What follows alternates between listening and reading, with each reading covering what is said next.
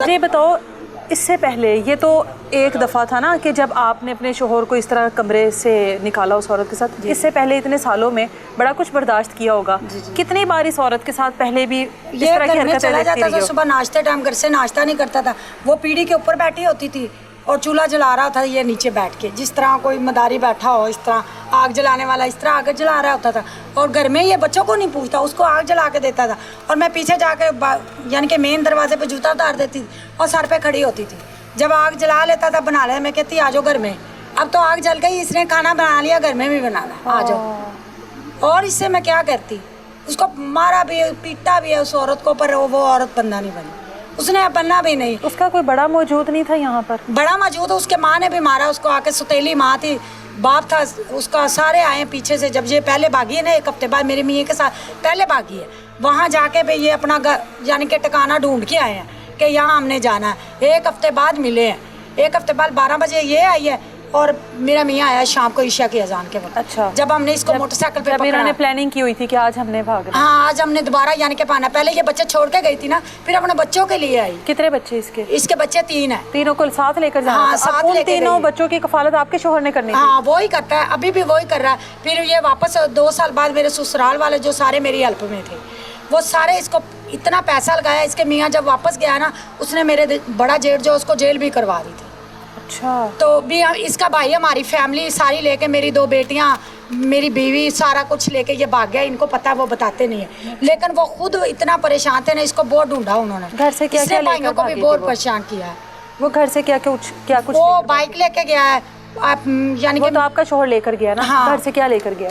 मेरे घर से वो बाइक लेके गया है और मेरे घर से 1 लाख रुपया लेके गया है, जो इसको यानी कि भागने में पैसे चाहिए थे। अच्छा, वो आपकी सेविंग थी, आपने जमा किए हुए थे? जमा किए हुए थे। अच्छा, ये थोड़ा सा सिस्टम का है, हमारे ऊपर 2.5 लाख रुपया कर्जा था ना। हाँ। हमारी कमेटी निकली थी, मैंने कहा भी चलो कुछ हमारे ये है, कुछ मेरे भाई ने कहा हम करेंगे, तो आपका कर्जा उतार देते, चलो तुम भागो नहीं। हाँ। ये हर बंदे को कहता था मैंने इधर काम नहीं करना, मैंने काम नहीं, मैंने कहा नहीं करना, इस तरह भागना नहीं। हाँ। कि दोबारा बंदा वापस ना आए। आप पैसे 1-2 माह में हम उतार देंगे आपके, फिर आप जिधर मर। इसके छोटे भाई को भी मैंने कहा था कि भाई ये कह रहा है मैंने इधर नहीं रहना, अगर इसने नहीं रहना तो हम ये मेरे रिश्तेदार हैं जिनके साथ ये काम कर रहा है, मैं खानदान में खराबी नहीं डालना चाहती। अच्छा, तो इस तरह करे, इसके कर्जा उतार देते, फिर ये चला जाए। इसने भाई कहा ठीक है। जब इसके भाई इधर से चले गए और ये रात को इसी वक्त गया है, शाम के अजान वक्त। हाँ। मुझे कहता कि मैं मोटरसाइकिल का टायर डलवा के आ रहा हूँ। इसने अपने कपड़े लिए, मैं इधर घर बना रही थी, किसी के घर काम कर रही थी, तो इसने उधर मेरे पीछे गया, इधर सामने डेयरी फार्म है, वहाँ पे गया। फैज भाई किसने बोला है कि बाजी इधर है आपकी? इसने बोला हाँ जी इधर है। फिर ये इसने मेरे साथ बात की कि भी मैं जाने लगा। मैंने कहा कहाँ? कह रहा मैंने इसके टायर, बाइक का टायर सही करवाने जा रहा हूँ। इसने टायर लिया और घर से पैसे निकाले और चला गया। बच्चे तो छोटे थे, बच्चों को क्या पता कि बाबा कहाँ जा रहे हैं। हाँ। क्या नहीं, उसको तो यही पता कि मुझसे अपने बच्चों का हक लेकर हाँ जी भाग गया। और इसकी बीवी जो औरत भागी है ना, उसको इसने 12 बजे रिक्शा करवा दिया था।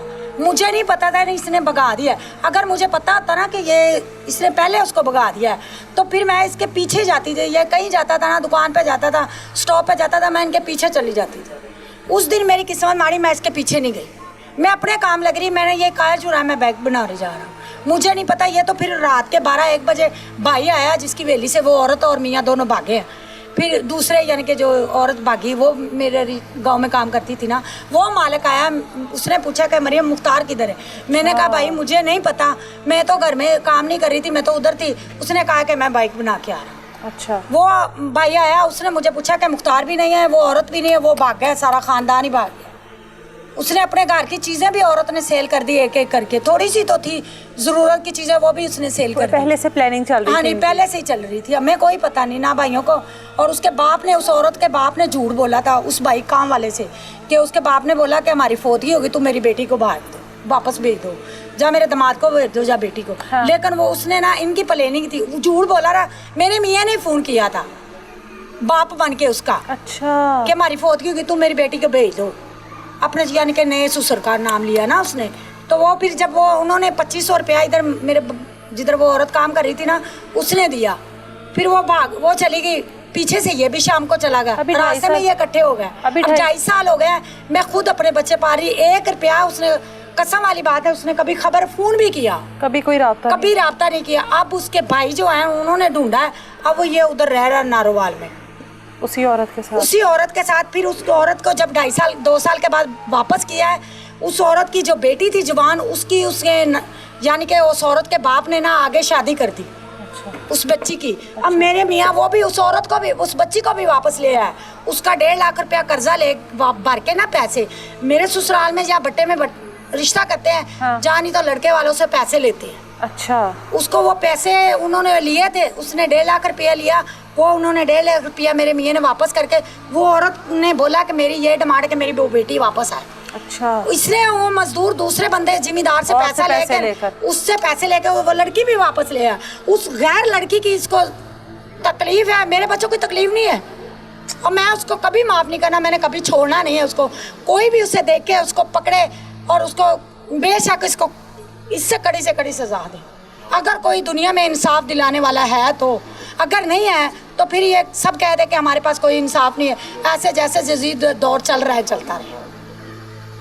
अगर माफ़ी मांग ले आपसे? माफ़ी मैंने उसको माफ़ करना ही नहीं। मैं कहती कि मुझे मिल जाए सही, मैं उस औरत को पहले सजा दूंगी फिर इसको दूंगी जो हर बंदे का घर खराब करने पे लगी हुई है। ऐसे हर औरत को बढ़ावा मिलता है, हर औरत को शाय मिलती है, हर औरत ही जिसको दिल करता है वो कर लेती। इस तरह फिर सबको शाय मिल जाएगी। जब इसको सजा मिलेगी कोई भी ऐसा गुनाह नहीं बच्चे वालिद के बारे में पूछते नहीं है? कभी भी नहीं पूछते। बच्चों को पता ही नहीं। तो समझदार मेरी बेटियां भी कहती हमारे लिए मर गया।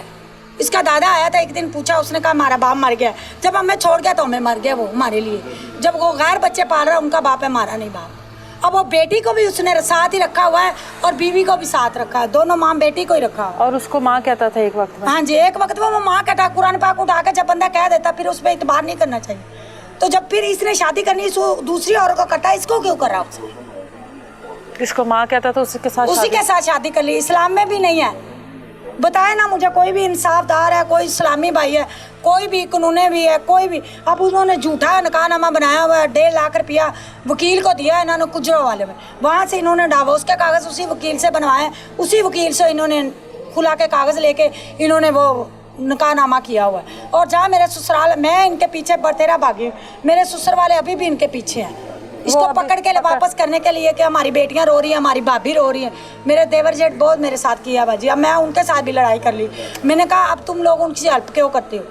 अब उन्होंने मुझे कॉल किया कि हम उनके पास ही, हमें पता है कहाँ वो रह रहा है, हमें पता है, तुम आओ भाभी हमको। मैं कहती मैं इसकी शक्ल नहीं देखना पसंद करती, जितना कुछ इसने मेरे साथ कर लिया। अब भाई भी मुझे तंज करते हैं, मेरी भाभियाँ भी तंज करती हैं। मैं क्या करूँ, किसके पास जाऊँ? फिर मैं रो पीट के अपने घर भी बैठ जाती हूँ। कभी ईद पे कहीं भी अपने भाई के पास किसी के घर नहीं गई, किसी के पास कभी नहीं गई।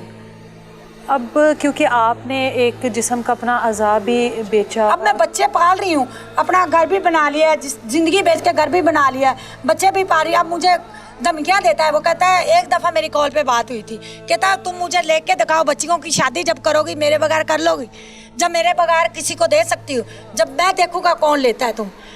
मुझे ये बच्चे लिख के देगा तो मैं इसकी जान छोड़ूंगी, मैंने इसका खात्मा कर दूँगी। ये मुझे बच्चे चाहिए, कहाँ भी कानून से लेके दे, जिससे मर्जी जो भी है ना, मुझे ना अपना हक चाहिए, मुझे अपने बच्चे चाहिए। मुझे ये बच्चे लिख के देगा ना, जब तक मैं इसकी जान नहीं छोड़ूंगी। वो गैर के बच्चे संभाल रहा है, मेरे बच्चों का उसको फिक्र ही। कत्ल करने पर वो कहता बेटियां, अब तो आपकी बेटियां जाहिर है उम्र के जिस हिस्से में जा रही हैं, अब उनका फैसला होगा ना वो किसके पास रहना चाहती हैं। तो उसकी धमकियों में आने की तो ज़रूरत ही नहीं है। बेटियां अगर चाहती हैं कि वालदा के साथ रहना तो वो आपके साथ रहेंगी। ज़ाहिर है वो मेरे साथ ही रहेंगी। वो इसमें इतना परेशान होने की ज़रूरत नहीं है। इतना गंदा माहौल में बच्चे दे भी दूँ आपको, चलो कहते हैं। आपकी बेटियों की मर्जी है ना। अब तो आप वो वहाँ में मेरा उन लोगों को ये होता है कि आप लोगों ने इसकी बेटी ली है ना, छोड़ दी है, तो आप उसकी बेटी ले लेते। इन मेरे ससुराल में सारे बट्टा शट्टा करते हैं। कोई अलग जा भाग जाती है, जा बट्टा करते हैं, लड़के से पैसे ले ले या लड़के की बहन ले ली, इस जहाँ जहेज ले लिया, इस तरह। मैं अपनी बच्चियों को ऐसा माहौल नहीं देना चाहती। मैं इनको मर जाऊंगी, मैं इनको बच्चियाँ नहीं देंगी।